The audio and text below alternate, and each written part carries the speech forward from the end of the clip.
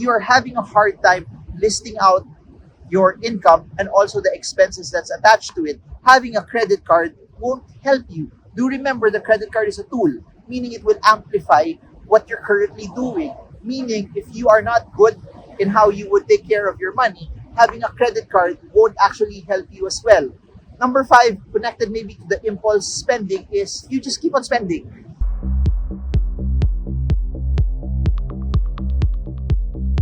Don't use a credit card. Don't get a credit card if you fall under these categories. Also, in the end, I'm going to talk about when should you actually use credit cards, or when are you okay to have your own credit card as well.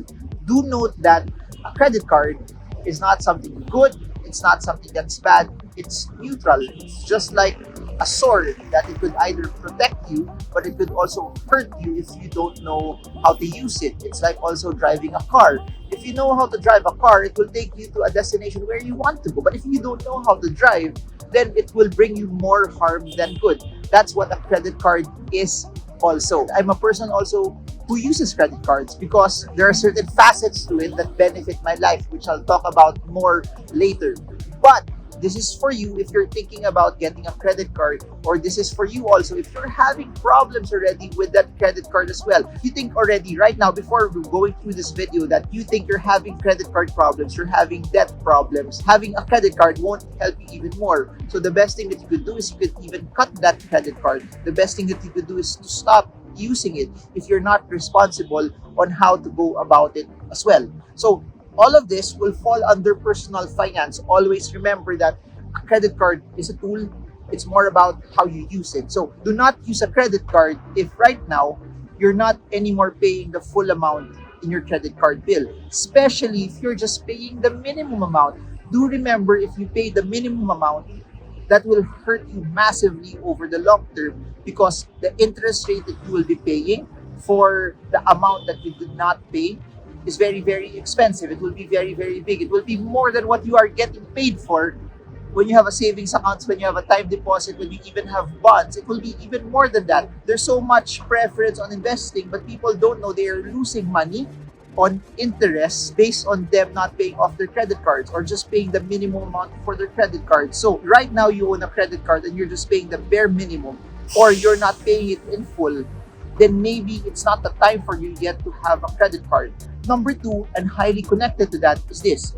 If you are an impulsive spender, because you have a credit card, you think it's unlimited money, you think that you have a large amount of money, you think that your credit limit is your money. Your credit limit is not your money. It's the amount of money that the bank is willing to lend to you.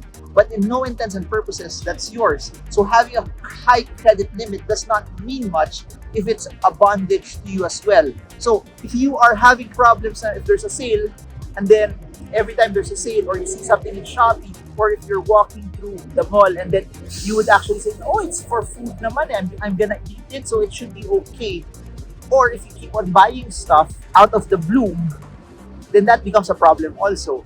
Maybe not having a credit card is for you. Number three is if you don't have any savings. If every time you check each month, you ran out of money because you spent everything. And do remember that it's easy to spend more if you're using credit cards. Psychologically, it's easier to swipe because you don't feel the pain as compared to seeing your money dwindle in front of your very eyes. Or if you have GCash, you see your GCash account dwindle in front of your very eyes. If you see that happen, it's more painful, especially if you have physical fiat in your wallet that you have to take out every time, or if you see your ATM that there's no more money there already, that becomes more painful. But because you keep on swiping, there will be nothing left in your account. So if you fall under that category, then maybe you should not be using a credit card at this point, at this season also in your life.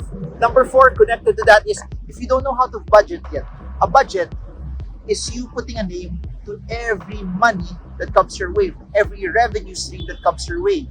If you are having a hard time listing out your income and also the expenses that's attached to it, having a credit card won't help you. Do remember, the credit card is a tool, meaning it will amplify what you're currently doing. Meaning, if you are not good in how you would take care of your money, having a credit card won't actually help you as well.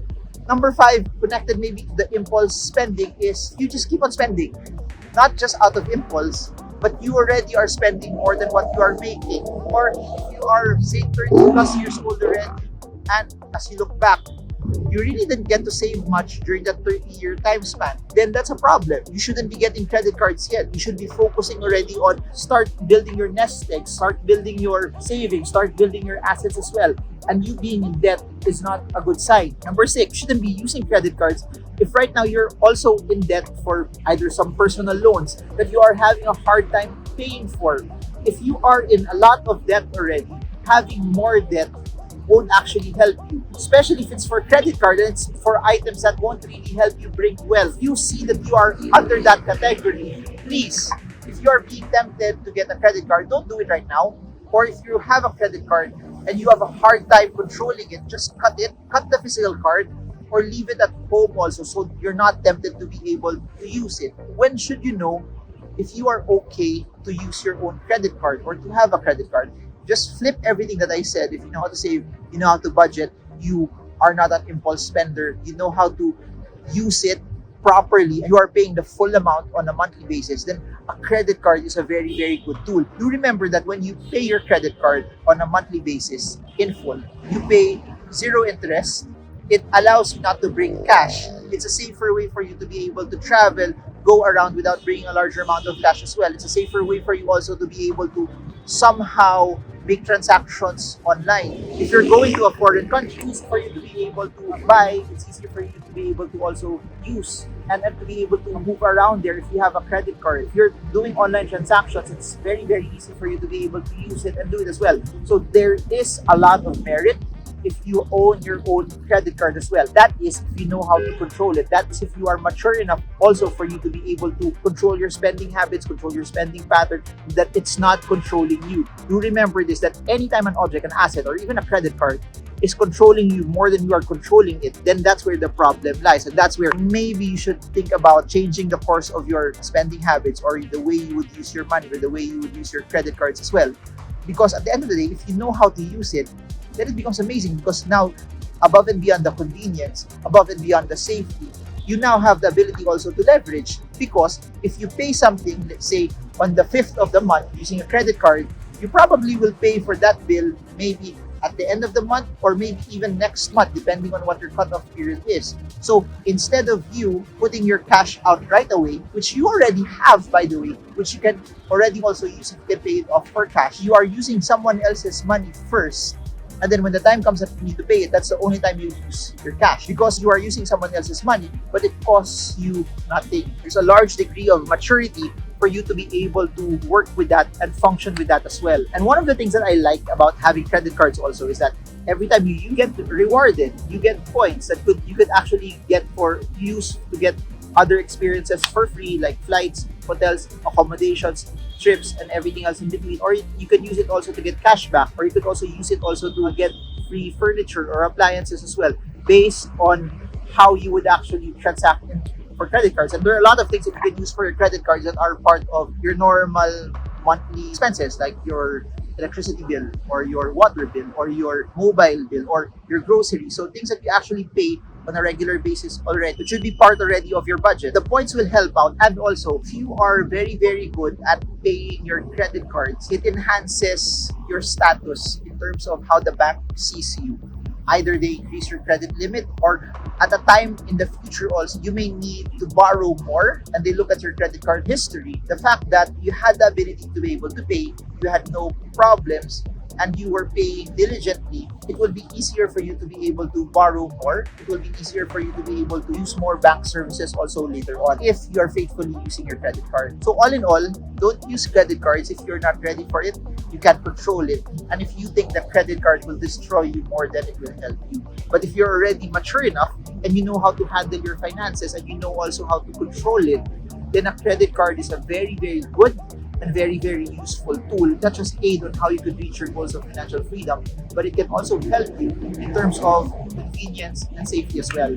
And that's why I personally use credit cards, because it has been a great help. It has been something that is very, very convenient for me. And over the years, it allowed me also to budget well, because at the end of the day, when you use your credit cards, you see an itemized account on how you actually spent it. And I think that's a very, very good advantage. So that's it for now. Let me know your thoughts. Do you like using credit cards, or you're trying to avoid it as well? It's something that's not for you.